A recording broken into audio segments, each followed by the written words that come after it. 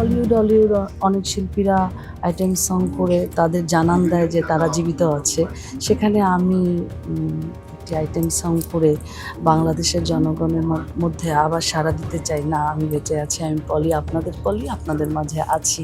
So ওই চিন্তাধারা থেকেই আবার কামব্যাক করা। আমার যখন আমি খুব ছোটবেলা থেকে চলচ্চিত্রে আমার আশা। যে বয়সে একটি মেয়ের স্কুল ব্যাগ কাঁধে নিয়ে স্কুলের গণ্ডি পেরোনোর কথা, সেই সময় আমি হাতে মেকআপ বক্স নিয়ে ঘুরিয়ে বেরিয়েছি বাংলার আনাচে কানাচে, এ প্রান্ত থেকে ও প্রান্তে। তো অভিনয়ের ক্ষুধাটা আসলে আমার ভিতরে অনেক ছিল, কারণ আমার জন্মটাই এখানে, বেড়ে ওঠা। প্রতিবারই আমি বলে আসছি, সেই ক্ষুধা থেকে আজকে আমার এই যাত্রা শুরু। দেখি না, যাত্রা তো সবে শুরু হয়েছে।